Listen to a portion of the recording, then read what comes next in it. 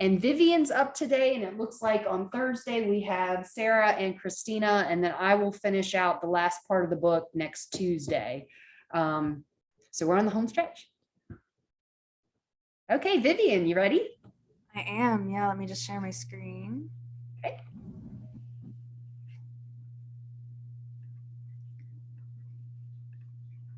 Can everyone see that okay? Okay, cool. So I had the end of chapter 8, which was feminism and personal effects. I had pages 139 through 152. I will give a little bit of a heads up. I'm sorry if there's some overlap. I have the digital copy from Amazon, the Kindle app, on my phone, and the page numbers are a little bit off. Shouldn't be too much of a problem, but if there is a little overlap, I apologize for that. So the first thing that this part of the book talked about was body image treatment for eating disorders, and I immediately pulled 2 quotes that I thought greatly summarized the gender differences, which was troubled body image is one of the most robust gender differences, and that researchers see in psychology. The second one was knowing how to help girls and women with body image struggles is a feminist issue. So I just had a really quick discussion question right off the bat, which was, have you noticed a gender difference in eating disorders, whether this be in your personal life, in literature, in pop culture, anecdotally, personally, just generally, have you noticed a gender difference?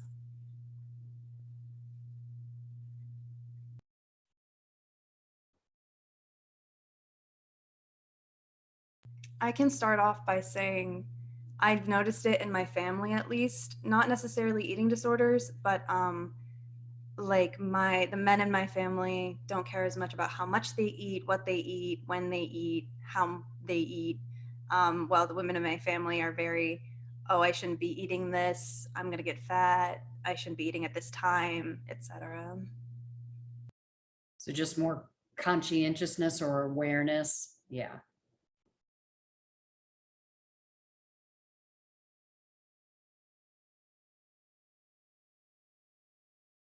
And like the thin ideal, women have a lot more pressure to be extremely thin than men. So that definitely leads to eating disorders. Yeah, absolutely. I'll go ahead and share my screen again.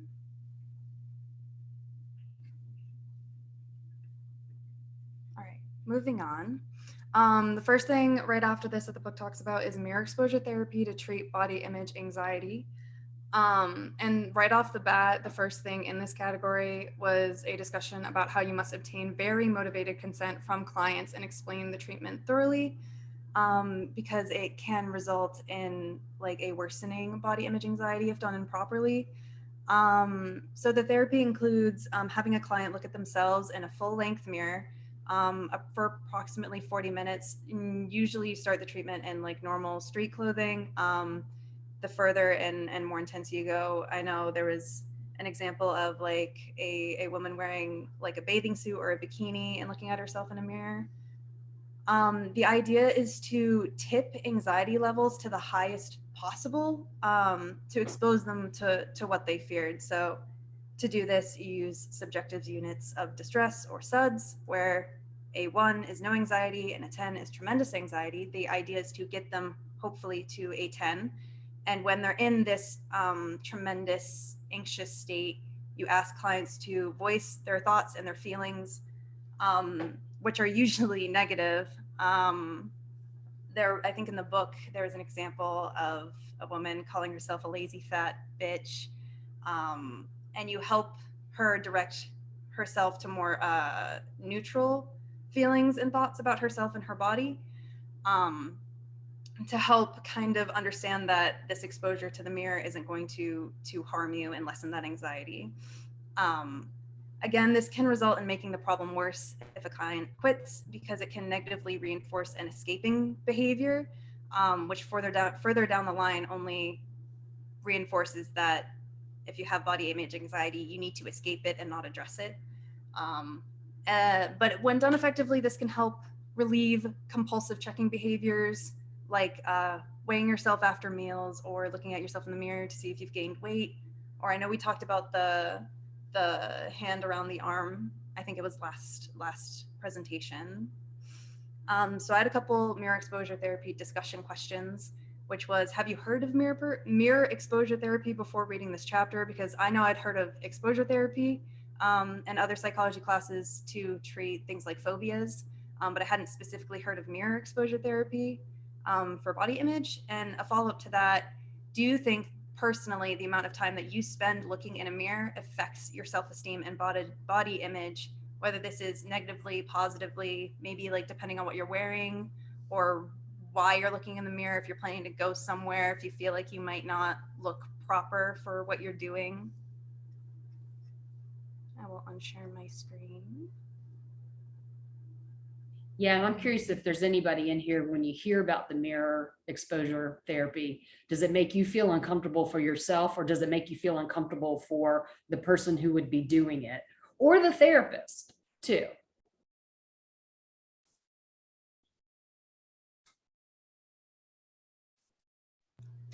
It Yeah. makes me, Go ahead.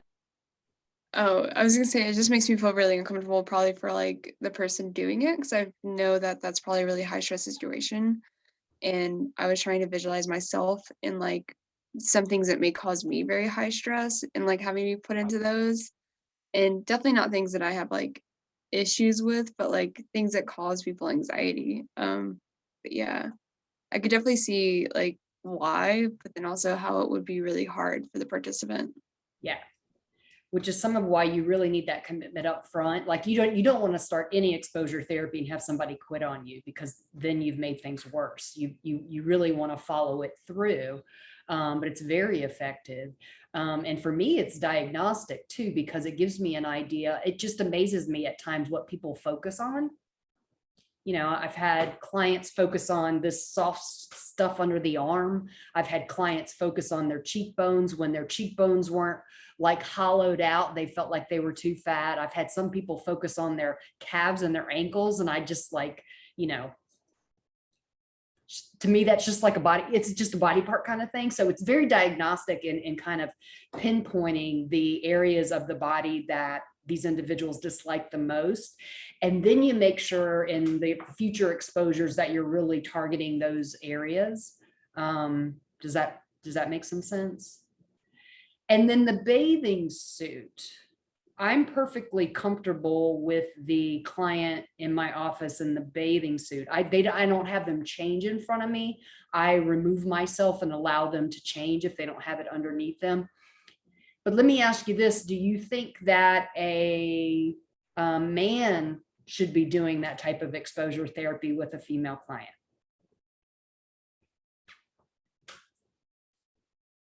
If I were a male therapist and I wanted to do this therapy because I knew it'd be therapeutic, I'd probably pull in a female colleague for this element of the therapy, just because there's the potential. And a woman in her bathing suit in my office is a woman who's undergoing therapy for body image issues, but it could very much be construed as something more sexually objectified. And then most of my clients know that I'm straight, so there's not that kind of, potential bias or confounding issue. Yeah. I've also had a lot of clients that just weigh very frequently. I even worked with this one older gentleman who he would keep a scale in his car and would actually pull over on the side of the road to weigh. Like that's how compulsive the weighing was for him. He couldn't drive, for an hour without stopping and weighing. So the checking behavior gets pretty serious sometimes. I know Sophie put something in chat. I just wanted to read it out loud so we could all hear it really quick. She said her computer is being slow. But she said, I had not heard about this before reading this chapter. I think the time you spend in the mirror affects your self-esteem, no matter if it is negative or positive, because it is putting that emphasis on body image versus other attributes of who you are.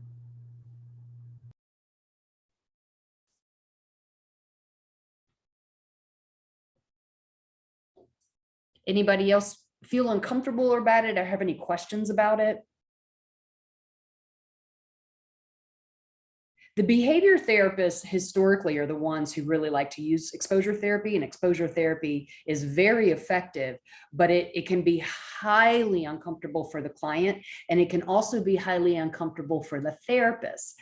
And I think there are a lot of therapists who know about exposure therapy and how effective it can be, but they don't do it in their practice, because it's the kind of thing you need to be well trained at it. And it's oftentimes in the training, you watch somebody else do it and then you do it, the actual exposure. But your job, it's like the only one place in therapy, you're kind of mean to your clients for a therapeutic reason. But I can see why a lot of people don't do it, because they haven't been well trained, or it can make the therapist feel so uncomfortable. When you've got somebody begging you to stop doing what you're doing and you're like, nope, we're going to keep going. This is hard, but people can do hard things. Let's get back to it. I want you looking directly in the mirror. Let's go. Tell me what you think and what you feel. And you just kind of keep going and keep going. So it makes sense to me why a lot of people know that it's therapeutic, but they don't do it. Okay,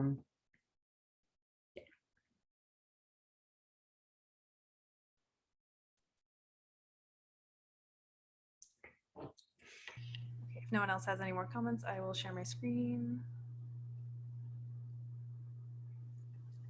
Okay, moving on.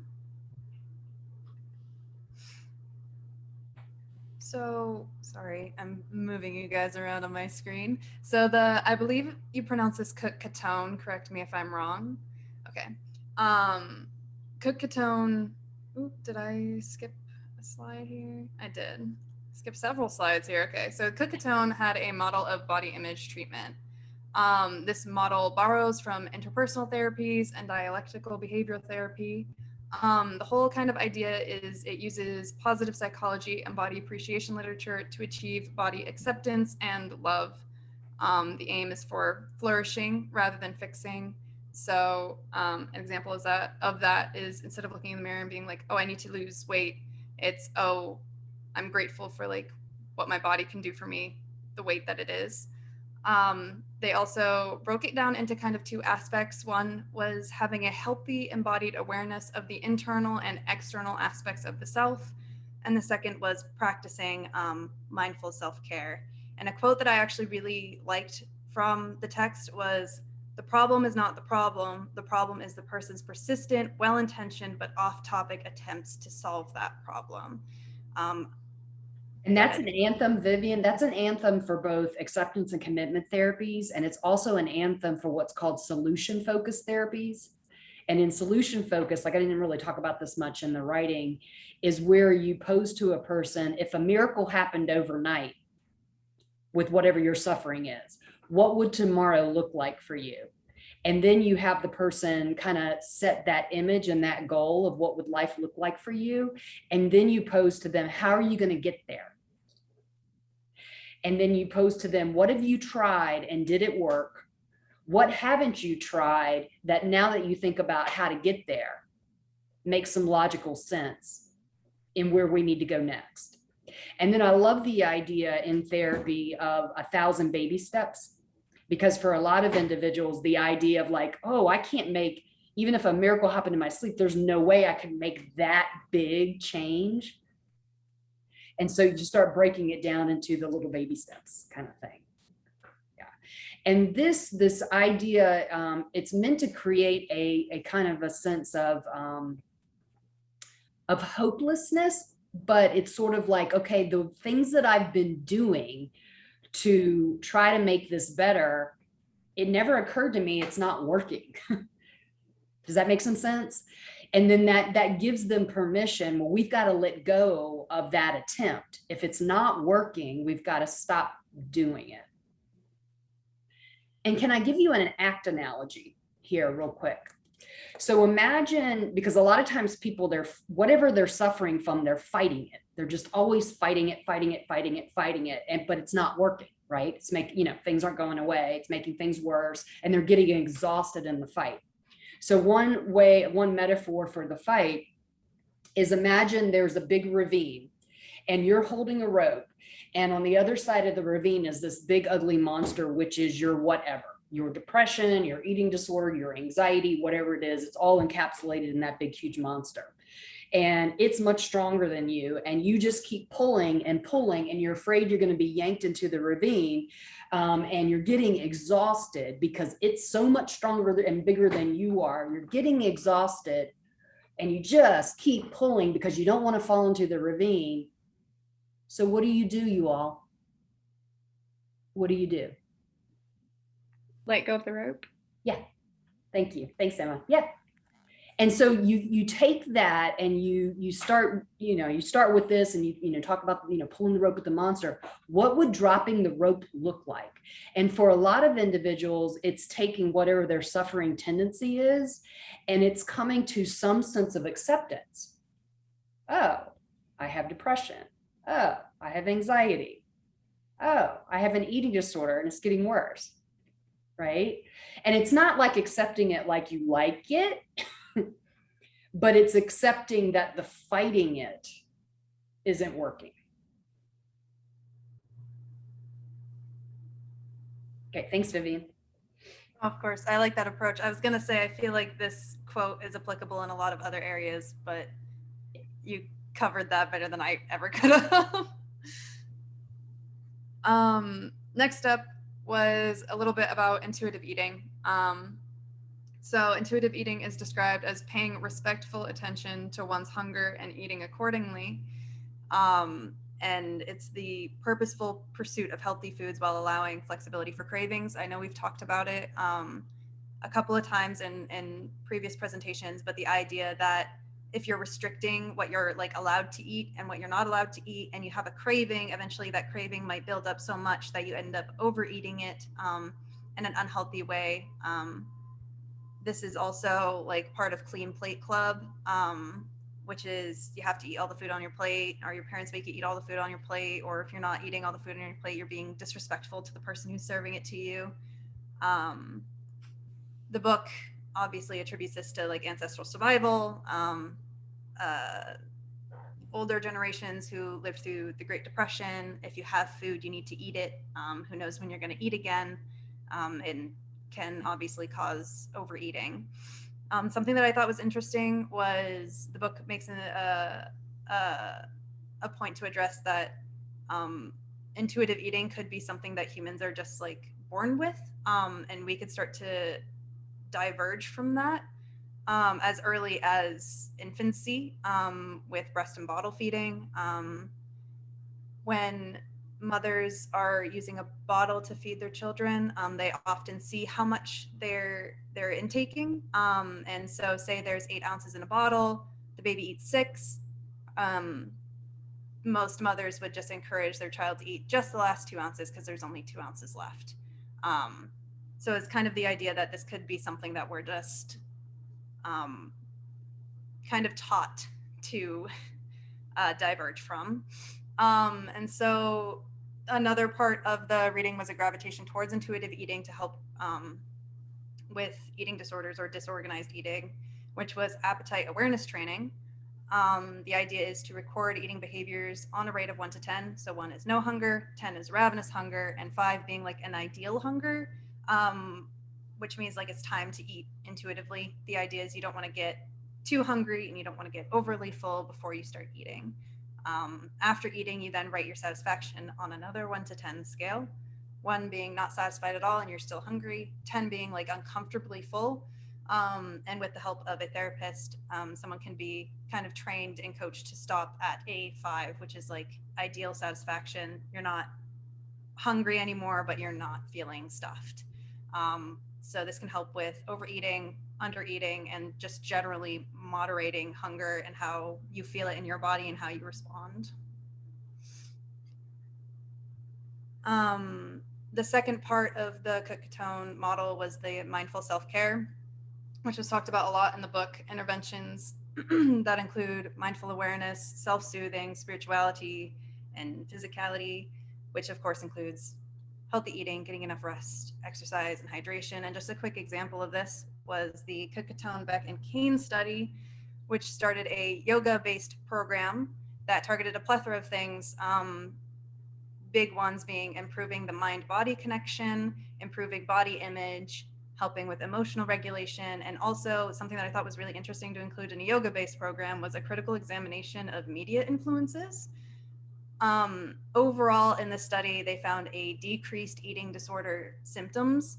This doesn't necessarily mean that everyone in the program had eating disorders and then didn't have eating disorders by the end of the program. Just a general symptom decrease.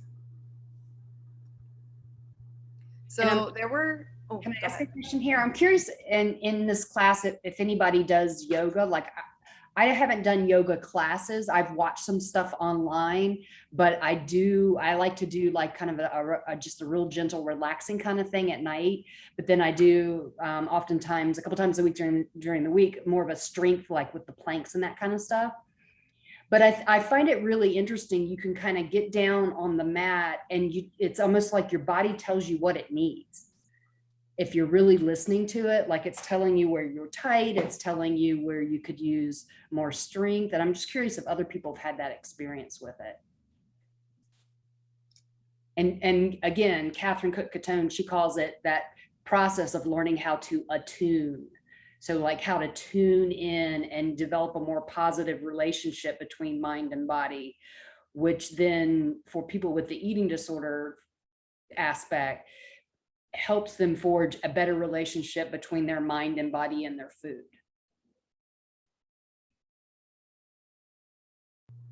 But have others experienced that? Go ahead, Vivian. I'm sorry. I hate No, it's okay. I was just gonna say, just to get us started, I know I've experienced that with dance.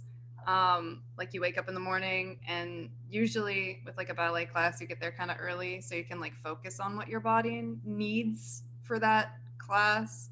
And sometimes that's, oh, I need to stretch out my legs because they feel particularly stiff from what I did yesterday, or oh, I need to like roll around on the floor and like find my center and figure out like what the right headspace is. So I know I experienced that at least in dance. I'm not sure. I didn't do very many like traditional sports growing up, so I'm not sure if that would be the same case there, but I know I've seen that for sure.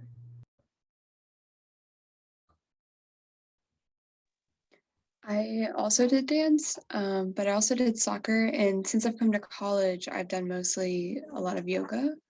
And so I can definitely say that I feel that. And I definitely see my dance come into my yoga too, of like with the stretching and stuff. And I can also feel like how stiffer I am compared to when I danced. But it's definitely nice, like when I do that, like I just kind of listen to my body and stretch what I can and when I need it. It's been really helpful for like online environments.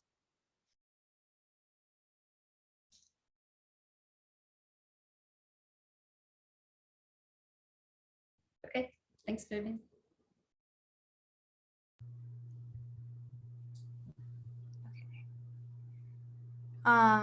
So I took, there was, I think, upwards of 10 studies that were included in this part of the book. So I just tried to take kind of like the big ideas from a couple of the studies to narrow it down a little bit.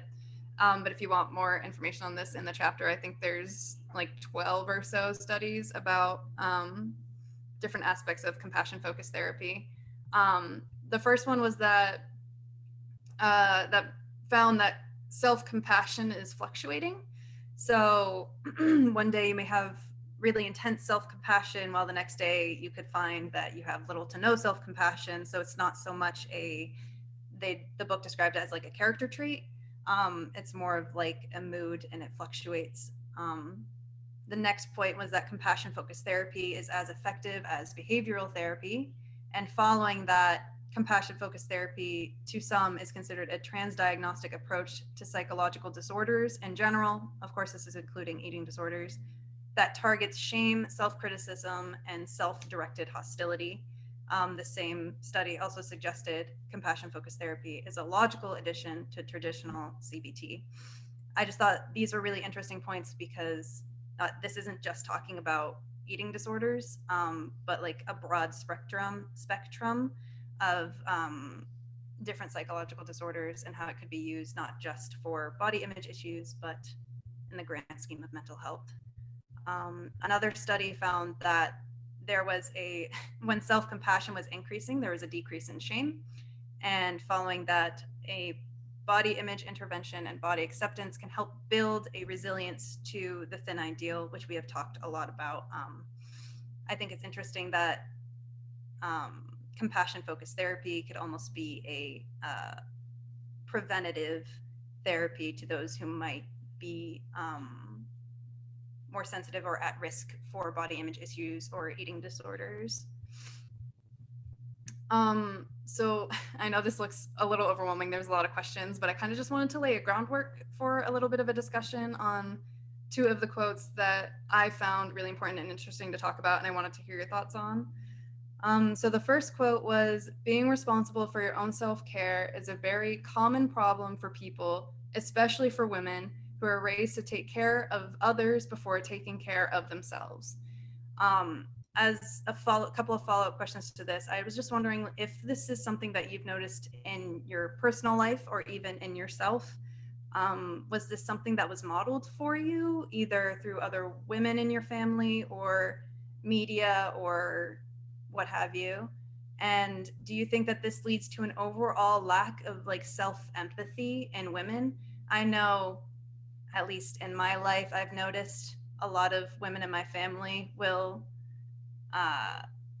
try to empathize with others, and when they're going through the same thing, they don't allow themselves empathy or self-care.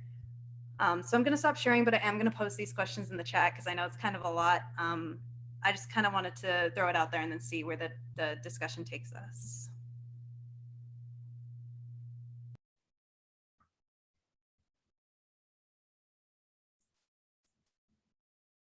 Have you all seen this in others? One of the exercises we do in therapy that I have individuals do, like I think about, like, do they love children, or do they love their friends, or do they love their pets, that kind of thing. And I'll have them, when they're really struggling to have that self-compassion and self-empathy, have them imagine that thing happening in a little child or a friend or a pet, if that is applicable. And a lot of times they can kind of go there, then they can go there and be like, oh my gosh, yes, I would feel compassion and sympathy and all this stuff if this was happening in a little child, or it was happening in my friend. But a lot of times you kind of need to do that to be able to take that perspective and then apply it to oneself. Does that make some sense? Kind of breaking down the baby steps for some people.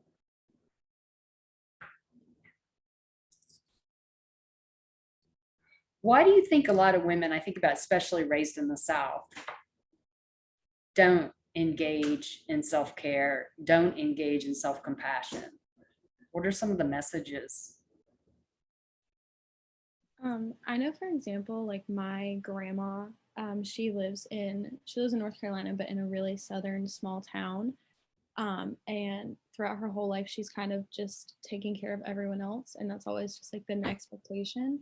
And so now she like takes care of her husband because he just kind of makes her take care of him. And then she's also taking care of her mom, who's 92, my great grandma. And so she just like, she's always doing stuff for other people. So she doesn't feel like she even has time to like show herself self-compassion or whatever. Like she wants to, but she feels like she can't because that would be taking time away from other people that need her.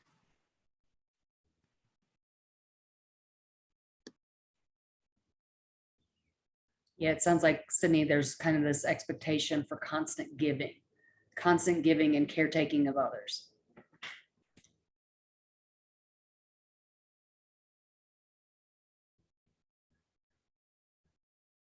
I've been in some discussions with faculty members, and there was this thing called sustained dialogue that I did, and then I've done some other kinds of things related to inclusion.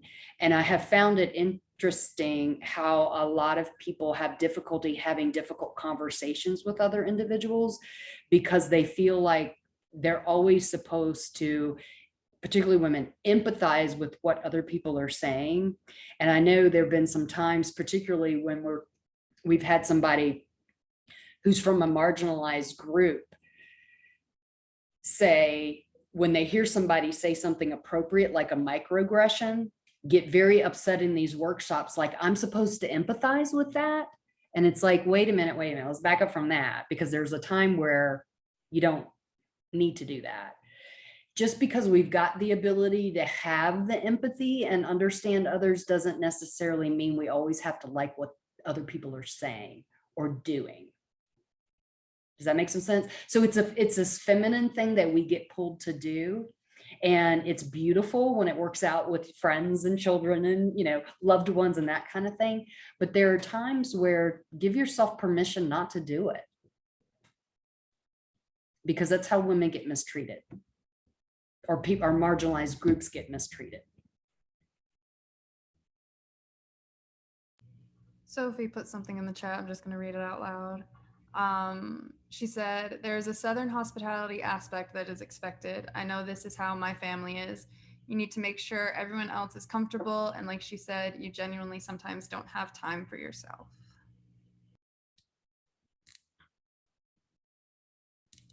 I've found, at least in my immediate family, my mom, I think, always feels like she has more responsibilities to tend to.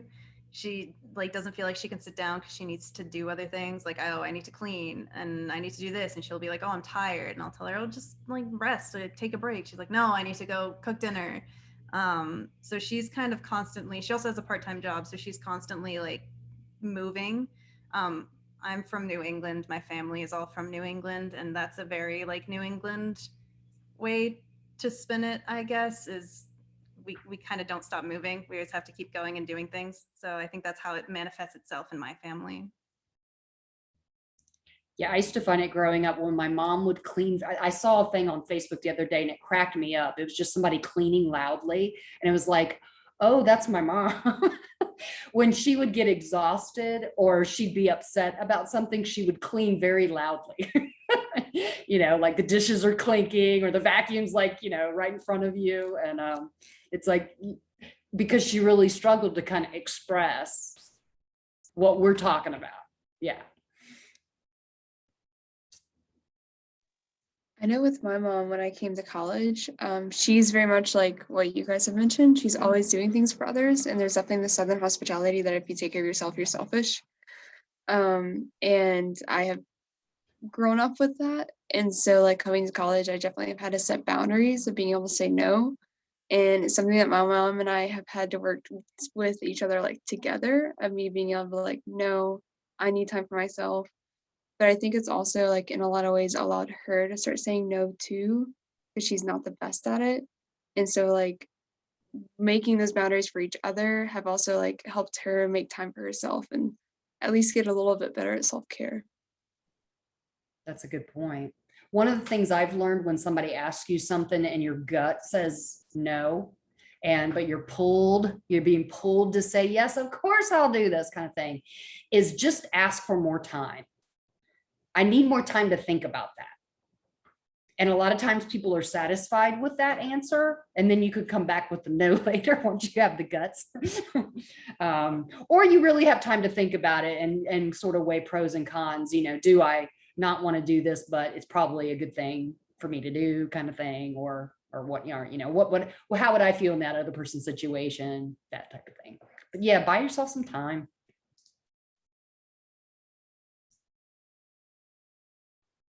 Any other examples that you all have seen from people in your lives?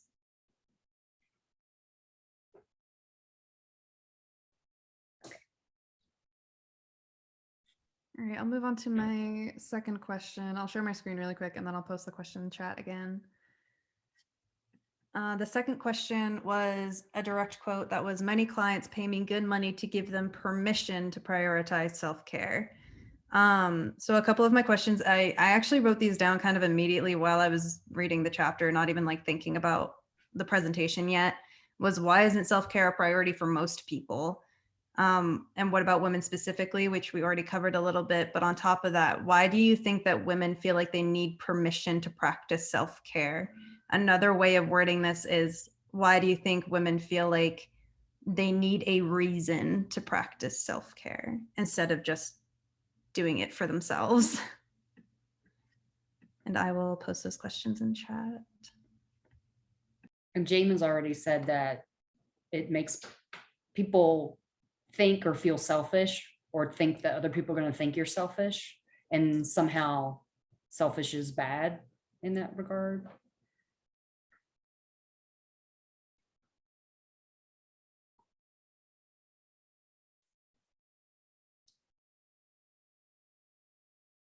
Yeah, what do you think people need a reason?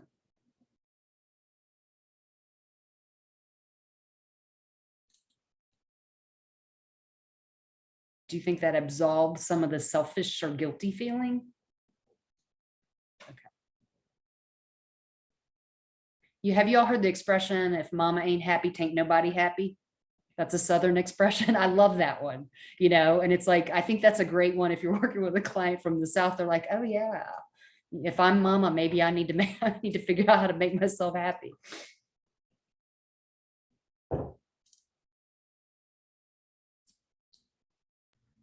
I feel like, again, related to like my experience in New England and my family being from New England, I think there's a lot of like a huge aspect on like independence. If I can't do this myself, then I'm not good enough. That kind of idea. And I think that really relates to why some women feel like they need permission to practice self-care. Because if they're not doing well on their own, then they're failing, and need some like help with it. I'm also, Peyton put something in chat. I'm just going to read it out loud. I think women feel guilty for giving themselves more than the bare minimum. So if someone gives them permission to practice self-care, then it feels more acceptable.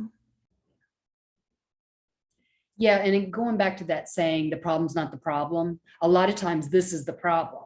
It's that women, aren't doing things that they enjoy or doing things for self-care, and they're getting more and more and more run down. And then we've talked about really early in the semester, most women express their own psychological distress and in self-destructive ways, not consciously, but unconsciously self-destructive to them as opposed to others. And so it becomes this vicious cycle for a lot of individuals, and then figuring out, okay, how do we get you out of this loop? Well, one of the ways is to help you take better care of yourself, feel better, and then fitting with values. Then you're going to have more to give to others after that. Vivian, I'm curious, what other kinds of cultural things have you noticed having come from New England to Southern culture? The first one that I always say right off the bat is New England is so fast paced. It's almost considered rude to take up more of someone's time than you need to. So if you're waiting in line somewhere, everyone's like moving so fast to get you your food and get you out. There's not a hi, how are you? Good, how are you? What did you order again? Can I get you anything else? It's always, hi, here's your order, have a nice day. And everyone keeps moving. It's almost like rude to have like pleasant small talk. I think that contributes a lot to that idea of like independence. And if you can't do it yourself, you can't support yourself and do everything yourself, then you're doing it wrong, which of course isn't necessarily true. I would say the other big thing, while there is a sense of community in New England, it's definitely not the same sense of community as you get down here. I know it feels a little more, and this could also just be because of my upbringing, it feels a little more like families are a bit more connected here. And while I am really close to like my family, my extended family, I only get to see them 2 times a year, if that. And we'll have like a family reunion, and then everyone kind of goes their separate way. It's not like they're constantly, I mean, they're there for you, but they're not constantly able to be there for you because, again, independence, you need to be able to hold your own, and that kind of idea. Having grown up and spent a lot of time driving around the DC area, which is, high traffic, sitting in traffic a lot, that kind of thing. The thing that I noticed the most in driving, having moved to North Carolina, up there, if you turn on your turn signal, that means you're moving. If I right turn signal, I'm coming into the right lane. And down here, people will honk at you like your turn signal, you're asking permission. It's like, will you let me in? Not like, I'm coming. And I found that, it took me a while to learn how to drive more carefully around here. The same is true for Boston. Mm. I'll just put that out there. If they're moving into the lane, then they're moving into the lane. You don't have a say in it. Right.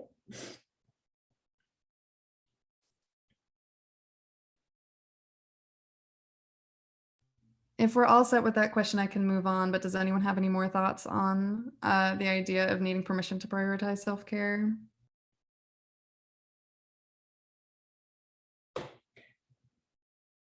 I see this a lot in students, and I can't tell you how many conversations I've had with graduate students over the years. How easy it is when you get into a very busy school and work situation, undergrad, grad, whatever, to let go. Like that's usually the first thing that goes in terms of prioritizing time. And that's the worst thing to let go of. So kind of plant that in your head. You want to make sure that there's time for that foundation and then do the rest of your stuff. I saw Kamala Harris interviewed recently. And one of the things that she said is, I don't care if I miss an hour's sleep in the morning, I get up and exercise every morning. And it was one of those like, thank you for modeling that. I hope that you can get your full sleep and do that too. But it was like, she was like, I'm not going to give that up. That's too important for her own mental health and stress management. I think it also depends on like what each person's self-care is. Because I know that if I'm asleep, that's a huge part of my self-care. And so I would much rather get more sleep than specifically exercise an hour every single day, which I do exercise, but like I'm okay missing a day exercise and getting more sleep rather than vice versa. Yeah. So I think it's really important for all of us to like know what is our self-care and what takes care of our body the best. No, I think that's a good point, and because everybody's individually different in that regard.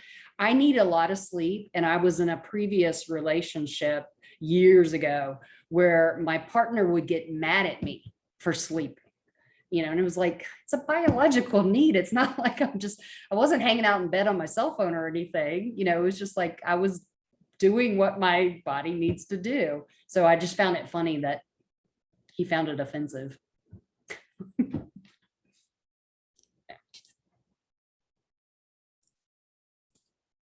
Anybody else?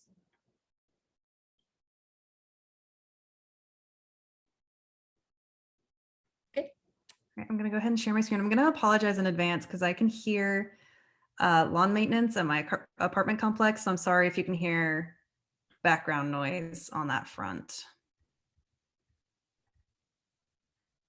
Okay.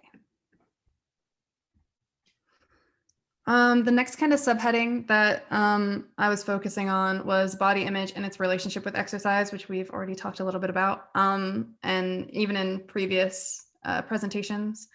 So just a real quick information review. There's an idea for women that exercise focuses more on the body's appearance. We're also socialized into a body as object idea. So we want it to look a certain way. On the other hand, men are focused on body's function and what it can do for them, and this is called body as process. There were a couple of studies in the book that were, the results were that women who report more frequent exercise see their bodies more as body as process. This is usually because there is less focus on losing weight and more of a focus on personal goals. So running that extra mile, pushing yourself to be like the best version of yourself you can be, or lifting a certain amount, that kind of thing. There was another study done by, I think it's Haman and Tilka, that surveyed 321 college women. Of those 321 college women, the ones who reported moderate to intense exercise frequently reported higher level of body appreciation and body satisfaction. As far as exercise and eating disorders, the exercise that those with eating disorders usually do tends to be compulsive. There's usually an obsession about burning calories more so than gaining muscle or gaining endurance. And they see exercise as a way to change the body and how it looks instead of what it can do for you in keeping a healthy lifestyle. This usually results in a negative view on the body and lower body appreciation overall. Next, the book was talking about Girls on the Run, which was actually a pretty big part of the chapter that I really enjoyed reading about. So Girls on the Run is a developmentally focused youth sport program for girls from 3rd to 5th grade. The targets are to improve self-esteem and body image through group-focused running. After these running sessions, they have a therapeutic discussion session. And this is like a curriculum. So there are about 3 stages. The first one is called the All About Me stage, which is getting to know who I am and what I stand for. So focusing on the self, and then building my team, which is understanding the importance of cooperation and focusing on your cooperation with others. And then community begins with me, which is learning about community and designing our own community project. So they develop a project that they're able to fulfill by the end of their curriculum. There have been several studies on Girls on the Run and how it helps body image and mental health. And overall, there was improvement of body image, self-perception, attitude towards exercise, body satisfaction, and a plethora of other positive effects. So I just had a couple of discussion questions about Girls on the Run. One, just out of curiosity, did your school, community, town, etc., promote any programs such as Girls on the Run? I know, at least not to my memory, I've been to 9 schools when I was in public school, and I don't think I'd heard of a program like this before that wasn't just an event. It was a full program. And a follow-up to that, do you think that programs like this should be more widely implemented given the findings of the research that have been done on it? I'll go ahead and stop sharing.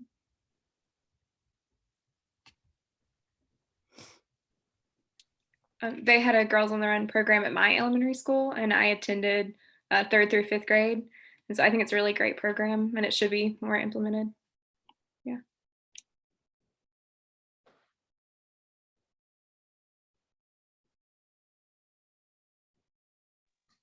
They also had it at my school, and I did not attend, but I remember it being still present in middle school too, but maybe not. But I definitely remember they still came around, they still were telling people to go to it, even when I was in middle school, and some of my friends did it and really enjoyed it.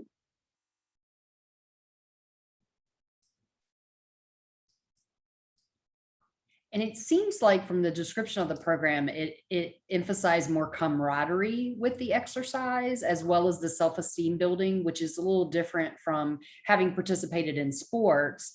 There was definitely camaraderie on the team, but there was a real competitive nature to it. And you felt bad if you didn't perform well.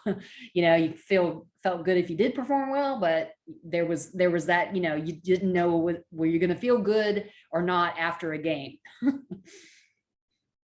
And this sounds like it was much more feel good oriented. Is that kind of how you experienced it, Emma? Yes, it was a lot about building relationships. And so we would run with a partner each day and build the relationships and exercise. Yeah, it's really good.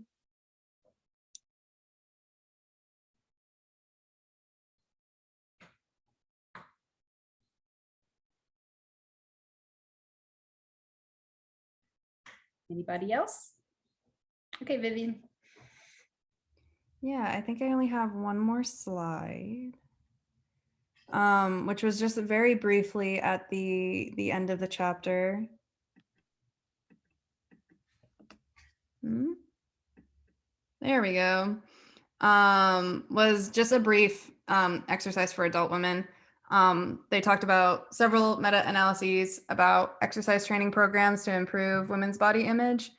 There were conflicting results on what type of exercise is more beneficial for women and their body image. But this one study did show that aerobic exercise had twice the statistical effect size on social physique anxiety, as opposed to, I think it was, there was a group on weight training, and I'm completely blanking on the other group that they had there. But I did want to finish off with just the quote that was at the end of the chapter that said, "The feminist movement needs our sisters to be strong, healthy, and happy, not only for themselves, but in order to fuel needed social change." Which I thought was really interesting, the idea that taking care of yourself can be so influential that it could cause social change. And that was it. I know from the reflection papers, we've got such a variety of individuals in this class. We've had individuals who've been in dance, individuals who've been in competitive sports, individuals who've done weight training, yoga, the aerobic stuff. And then we also have individuals who found exercise to be very punishing because it was associated with a desire to control the body type thing. So just a lot of variety. So I'm curious what your experiences have been like for yourself or others on type of exercise, or do you think type doesn't matter? It's just a matter of move in a way that feels good for you.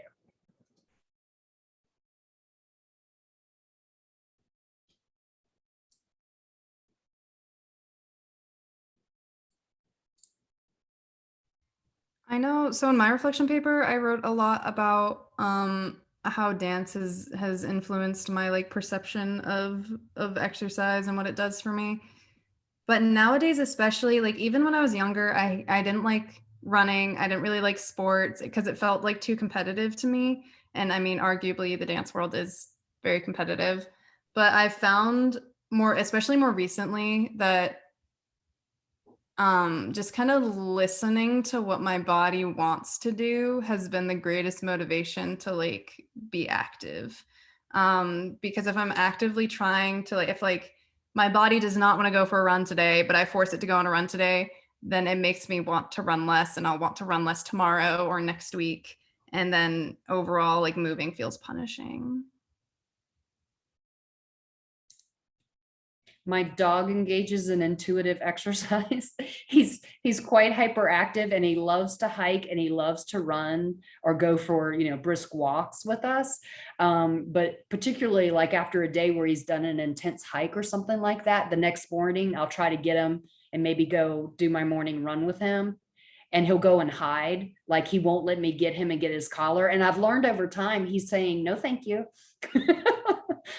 Not today. To which I go, "You can't be hyper when I'm teaching," that kind of thing. But I found it interesting. He will let us know. He will let us know if he's sore or he doesn't want to.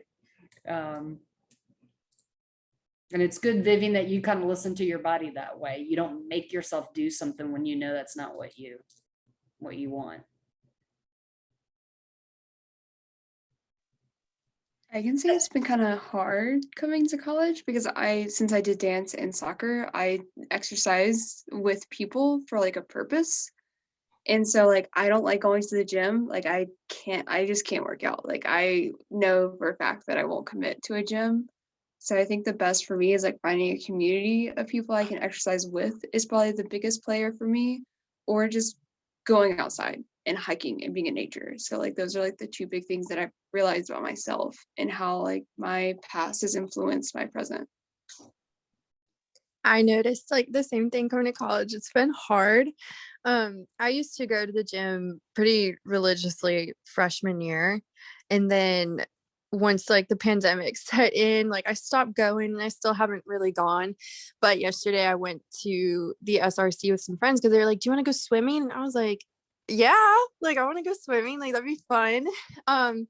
But like I didn't realize they meant like do a bunch of laps, and at one point like I forgot how to breathe and I was just like gasping. I was like, I'm going to drown. But it was like that made me realize like, okay, maybe that's not my thing. So instead, like I used that as like a way to be like, okay, what can I do instead of that? So like I went on a walk today, like with my roommate, and it was really nice. Like just getting outside, I think helps, kind of like what you said, like going on hikes, like just like those little things. But yeah. Celeste, did you just want to splash and play in the water? I really did. I really did. And like everyone was there were 3 lifeguards, like everyone else was just like going really hard back and forth. I was like, I can't. There was an episode of Friends where Phoebe was running. Do any of y'all remember it? And she just ran so goofy, but it was kind of like, splashing in the pool as opposed to swimming laps. And I've tried to hold on to that image of Phoebe running goofy, because when I'm out there doing stuff, it's, it can be competitive, but it's also really meant to be just fun and just like a childlike release too. Yeah, you want to do stuff that you enjoy. Anybody in here trying to make more of a self-commitment to self-care? Good. Good to hear.